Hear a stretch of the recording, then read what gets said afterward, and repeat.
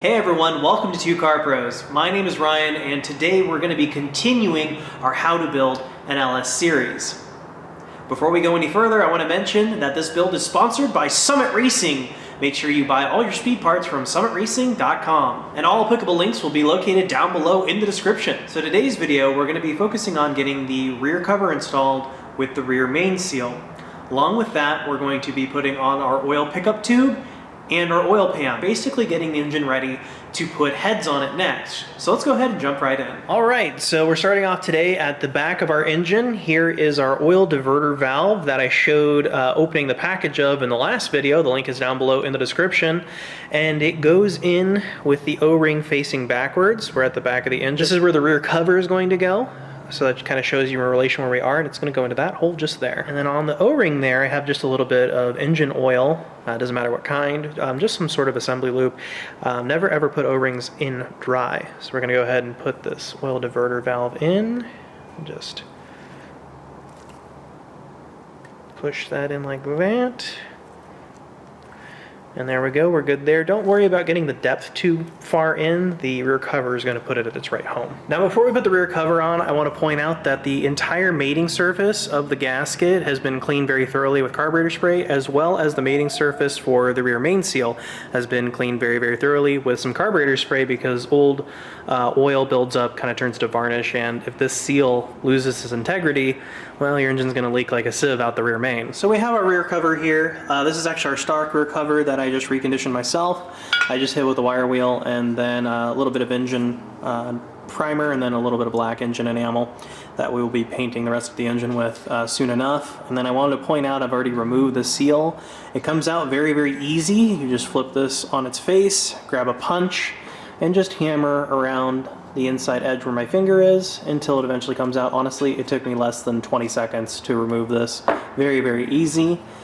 And we are reusing our rear cover here to save a little bit of money. Now you can buy these rear panels with the seals already installed, but installing them is really easy, so you might as well do it yourself and save some money. So this is our new rear main seal. It's made by AC Delco. There's our part number, link down below in the description, provided by Summit Racing. Thanks a bunch, guys. But I wanted to point out something interesting in the instructions that came with it. And it says right here that notice the installation direction of the oil seal. The new design seal is a reverse lip style as opposed to what's been used in the past. This side out has been marked for the seal shown in the graphic. So it'll look backward to the way we're used to it, where we put the seal, the lip inward. So this is going to have the lip facing outwards. Don't worry, we're going to go over it. So now we're going to grab our old friend silicone rubber, black RTV, link down below in the description. And we're just going to put a bit on our fingertip there, maybe a little bit more. And then we're going to go around our seal just to help it seal. And this is also going to help with installation, because it's going to kind of act as a little bit of a lubricant for us there. So it's going to make it a little easier on us, as well as making installation seal better, which is always good. And you just want a thin film on there. Don't glob it on. There we go. Now we can pay attention to where it said this side out. Might be a little tricky to see on camera, but mine says it right there. Oh, you can't see it. Mine says it right there, this side out. So we know that this is facing outward from the engine, so it goes in like this. And we're going to leave this plastic insert in as well. It's going to help support the seal while we're installing it. Here we go, pretty easy. Now they make special tools to do this, but what I've always found works pretty good is a block of wood or a thin flat piece of bar stock metal. And you just want to lay it across, give it some taps, rotate it some taps, rotate it some taps until it's installed evenly. And what that's going to do is it's going to install it completely flat into the cover.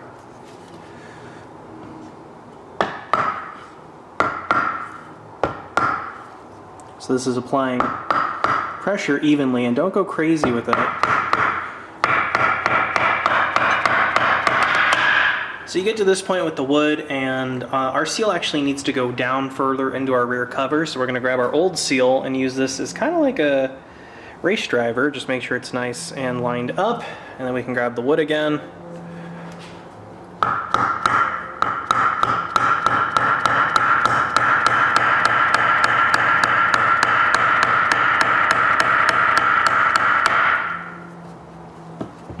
And remove it. And we can see that it is installed, and the way you can double check that is if you flip it over, you can look down in there and see that there's no gap it's nice and up against the rear cover. So you can tell that this particular seal is installed correctly because there's a little bit of a lip here. You can see where my pointer is. And that makes sure that it is down fully seated where it needs to be. This seal is a little bit thinner than the stock one, but this is the new correct LS way to do it, straight from General Motors. So before we install rear cover, I want to go over the fasteners and the seal we're going to be using here. This is an AC Delco seal. There's our part number. Link is down below in the description. So this is a nice metal core with a rubber insert gasket. This is very high quality. I recommend using AC Delco. Sent over by Summit Racing. Our ARP fasteners were also sent over by Summit Racing. There's our part number, and links to both of these great products are down below in the description. I've got some oil on the end of my fingertips. Doesn't matter what kind of oil. We're just going to apply it here on this sealing surface on the back of the crankshaft, and we're going to do that because on first startup, we don't want this seal to be dry because that can cause leaks. Now, you might notice that I have my engine off the stand and on a little cart here. That's because we're filming. If I was doing this by myself and I wasn't filming, I would just leave it on the engine stand to do this part. It'd be a little tricky, but not impossible. So you don't have to do this bit on a table or anything. So what we're gonna do is take our seal and make sure that this little kick out, this little lobe here, matches this one. So it goes on like this. And it's going to go straight on. We don't need any RTV or anything right now. We can grab our rear cover. So we're going to install our rear cover here, putting our seal on first, like that.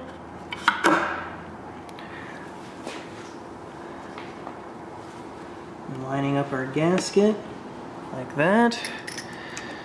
And then we can install some of our bolts here, and I'm just going to leave them finger tight for right now. I'm not going to give anything a final torquing until later. So upon installation of our rear cover here, we notice you can actually feel it with your fingers, and we'll show this when we flip the engine back over. This is perfectly good right here. You can feel that that's nice and flat, but this one, this corner is up too high. So what we're going to do is grab a punch and place it on the edge of our rear cover here and tap it once. Then we're going to check it again. Still not down where I want it. Oh, there we go. Now it's perfectly flat. So when we do that tapping to make sure that these two surfaces line up nice and even with each other, we're also centering the seal. And if you don't get that seal center, it has a chance of leaking. So now we can go ahead and torque those bolts down. So now we're going to grab our torque wrench, set it to 18 foot-pounds, and we're going to go in about a star pattern as we can, starting in the middle. So we're going to go here, then here, then here, then here, and just follow along. And I'm just going to do half turns to begin with because I want this to sit down as evenly as possible. I'm not going directly to 18 right off the bat.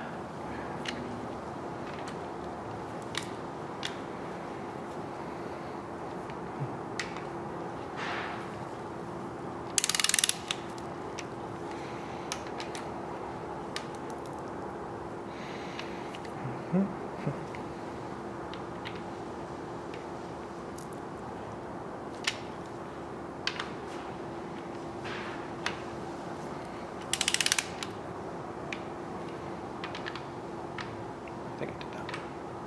Yes.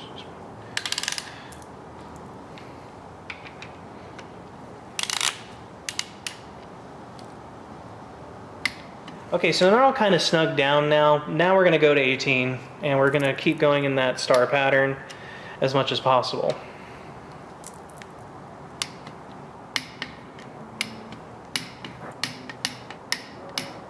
There we go. All of them are torqued correctly to 18 foot-pounds, and it is walked down perfectly.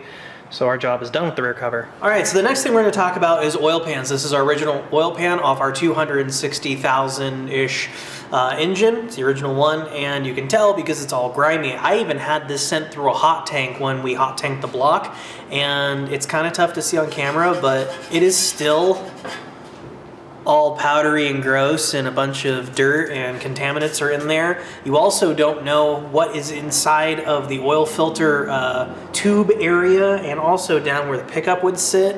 Honestly, if you're going this far, rebuilding an engine, you're spending the money, spend another $100 or so, and get this oil pan. So $100, a bit over $100 or so, you can get this, made by Summit Racing, sponsored by Summit Racing. They sent this on over. This is a very flat pan. This is actually meant to go in a GMF body, funnily enough. And we can see that it's got a drain bolt right there, and where we put our oil filter already pre-installed. So that is excellent.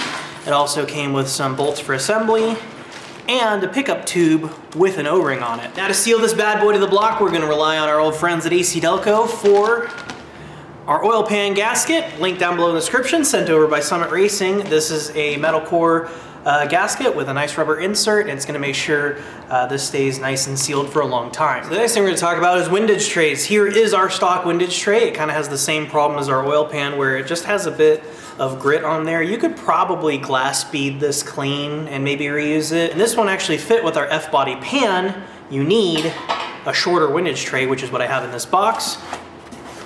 It's our AC Delco, sent over by Summit Racing, link down below in the description. So we can see that it is a bit shorter than the stock unit, and that's gonna fit our new pan. And the nuts for our windage tray are in this ARP bolt stud kit. There's our part number, and the link is down below in the description as well.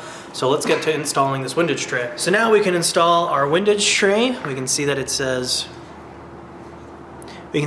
rear right there, so we know that goes rearward. Install it like this. And we know it goes towards the back because you can't even put it on wrong. The studs won't line up. So we know it goes right there, just like that. And then we're gonna install our windage tray nuts here. We're not gonna torque them down just yet. We're just gonna put them on very lightly. But I'm still gonna go in an X pattern because it is a good practice to get into. And while I'm installing these nuts, I thought I'd tell you what your windage tray is going to do. Not only is it gonna have oil control from whipping off of your crankshaft, it also protects your crankshaft from oil sitting in your pan and washing up on that crankshaft while you're, accelerating, cornering, or even if you're in an off-road vehicle. That protects oil from slapping up onto the crankshaft itself. So I have my little electric screwdriver here, and I have it on a very low setting, so it clutches out very early, because we're not gonna tighten it down just yet. And we're just gonna go in that X pattern there.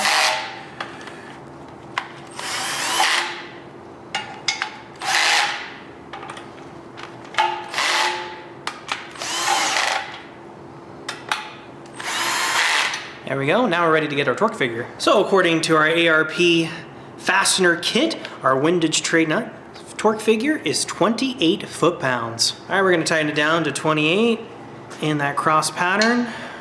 You haven't heard the torque wrench go off yet. I'm just gonna go in increments here.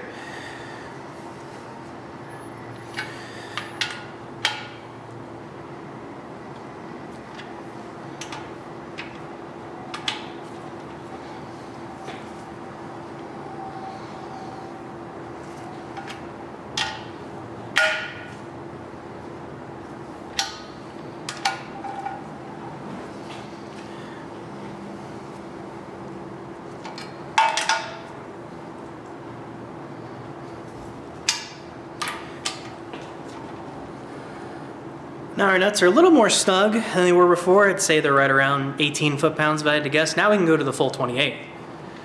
I like doing stages like that, so that way I ensure that it goes on evenly and the windage tray isn't deflected at all.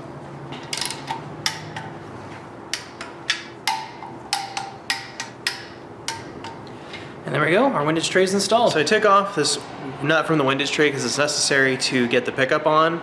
And I noticed the pickup wasn't fitting super great with this stud and the windage tray. I also wanted to mention I had to hog out 3 of the holes for the windage tray with a step bit drill. That took like 2 seconds. When you're building custom stuff, sometimes you have to do a little bit of modification, and enlarging holes is no big deal. The other modification involves the pickup. I don't think this pickup was ever made to work with this windage tray, so we kind of had to make it work. I grinded off this corner a little bit so it'll actually fit, and I had to make the hole a little bit bigger as well so it'll fit over our aftermarket ARP studs.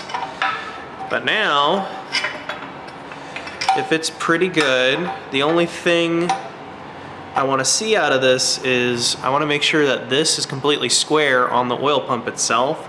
So what I'm going to do is put a little washer underneath where the pickup bolts down. A 3/8 washer here. Put that down.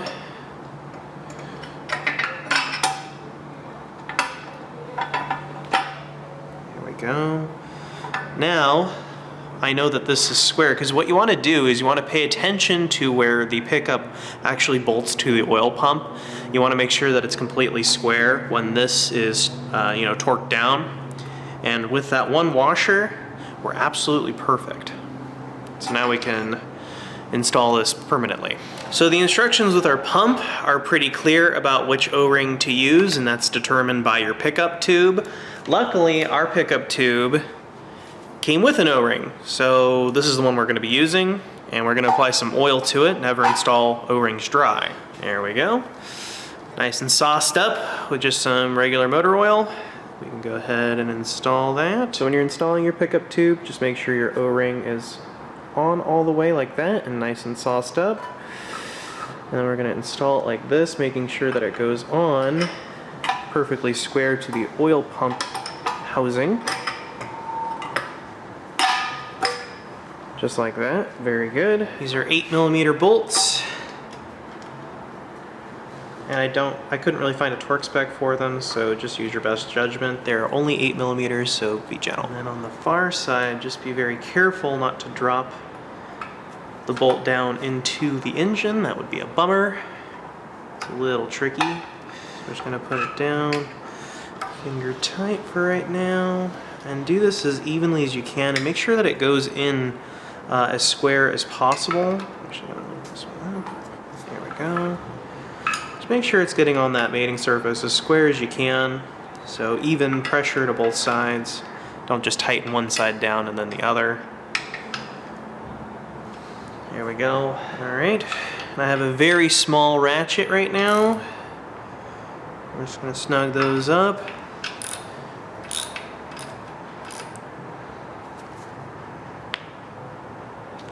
There we go. They're just 8mm bolts and they're going into an aluminum housing, so don't go nuts with the torque, just snug is good. If I find a torque spec, it'll be on screen, but I couldn't find one leading up to this, so. There we go, that's all I'm gonna give it. So now we can reinstall our final windage tray fastener.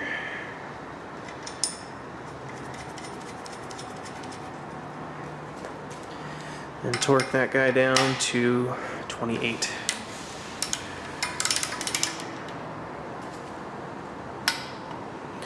There we go. And our pickup tube is installed. So the next thing we're going to worry about is prepping this surface for the oil pan. And basically, we're going to take some carburetor spray, spray it on a terry towel, and we're just going to go around this surface and make sure that this surface is nice and clean. The entire mating surface of where the oil pan is going to sit. We want to make sure it's very clean, free of contaminants. If there's any kind of leftover gasket material, go ahead and get a razor blade and scrape it all off, because if there's anything in our way of sealing, our oil pan's gonna leak, which is kind of the opposite of what we want. So make sure that this is nice and clean, the entire mating surface. Mine is looking perfect, so now we can move on to the silicone rubber part. In the olden days, you'd use kind of a lot of silicone rubber when you're putting an oil pan on, at least if you don't want it to leak. Today though, with these modern LS engines, the only 4 places you really need to worry about them are in the corners here. So we're just gonna put a dab of silicone rubber on each one of those corners, just to make sure we're getting a good seal. Some people might think this part's a little unnecessary, but I assure you it isn't. Just make sure you're not getting any in the crankcase itself.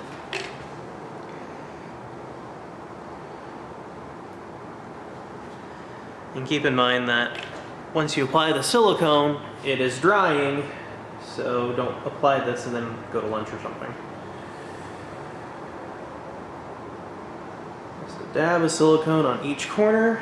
So each corner where the cover meets the block should kind of look like this, with a little bit of silicone rubber right there. That applies to the front and rear cover. So what I'm going to do first is get our gasket, orientate it correctly. You can tell because the oil filter passageway tubes are facing towards me. And I'm just going to set that down in its home, where I want that to be. Just like that, and then I can grab my pan. Our nice Summit Racing pan, we can go ahead and set that down into its home, going straight down, making sure you don't disturb your gasket, making sure that it is all lined up with the bolt holes. So it's a little tricky to see on camera, but I'm gonna do my very best. So there are 3 different types of bolts that came with this kit. There is the long one, that's a standard thread that's gonna go over by our oil filter housing. I'll show that in a minute. There's the standard one that goes pretty much everywhere, and then there's the little guys. And the little guys go at the very back of the oil pan, and I'll show where all these go later on. And then each one of them has an associated lock washer. Just like that, we're gonna put those on. I'm just gonna put them in by hand first. And when you're installing something like a big pan, like an oil pan, you always wanna start in the middle and then work your way out. What I like to do is just imagine a big spiral, just going out like this. So that way the pan will sit down evenly on its seal. So I'm gonna thread them all in by hand first, and then I'm gonna hit them with my little electric screwdriver there.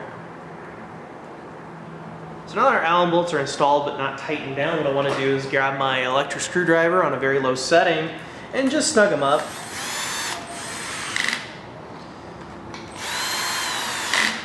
And again, we're going to go in a spiraling pattern. Underneath the kick out for the oil pan, we're going to have to use a number 6 Allen. T handle here, or L handle.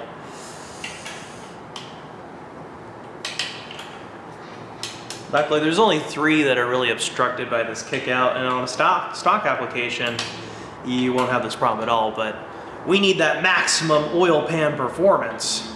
So, little adjustments you have to do.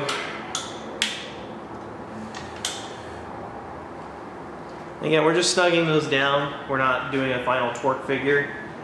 So, you know, lightly snug is good. I'm always doing these stages here.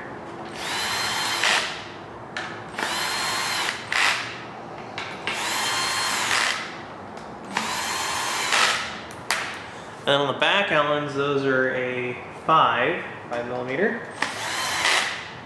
Go ahead and snug I want to snug the back ones down last because they're the smallest.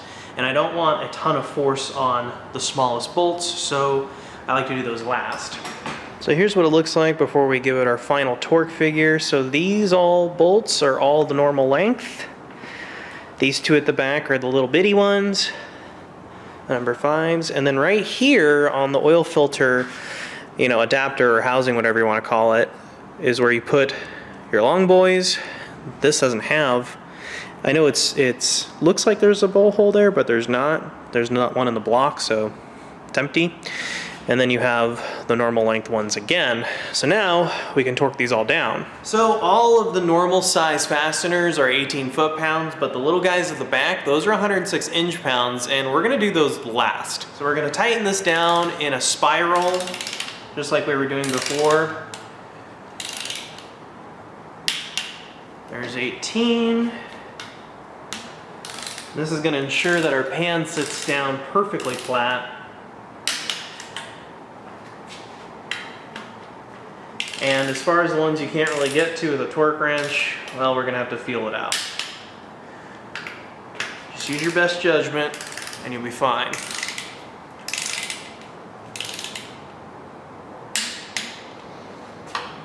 Because my torque wrench won't fit underneath. My torque wrench won't fit underneath my oil pan, so I'm going to have to use an old-fashioned Allen and just try to feel out 18 foot-pounds. I'm just trying to match what it felt like to put the other 18 foot-pounds ones on. So don't go crazy. So, and again, can't get a torque wrench into here, so we are just going to use our best judgment. There we go. We're just going to keep following along in a spiral.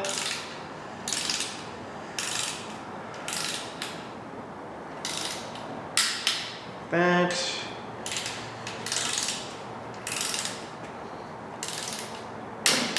There we go. And this one on the other side of the oil filter housing, you can actually get to with the torque wrench. It's not bad.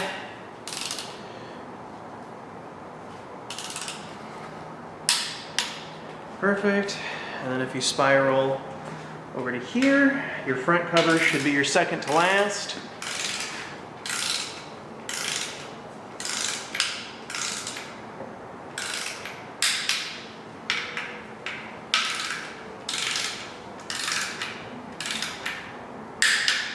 we can talk about our rear bolts. So here are tiny 5mm Allen bolts there, and those are only torqued to 106 inch-pounds.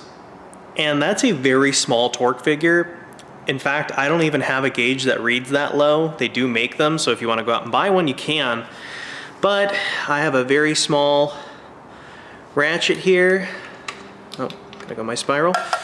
And I spiraled tightening the other fasteners in such a way that I knew that these ones would be last, because they're the smallest and I want the least amount of load on them. I'm just trying to feel it out snug. There we go. I wouldn't go any snugger than that.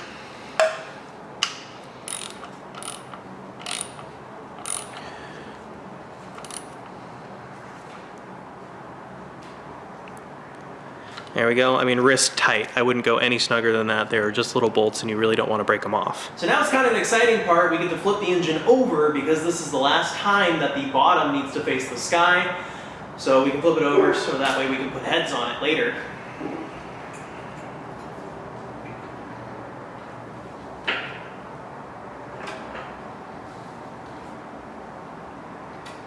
There we go.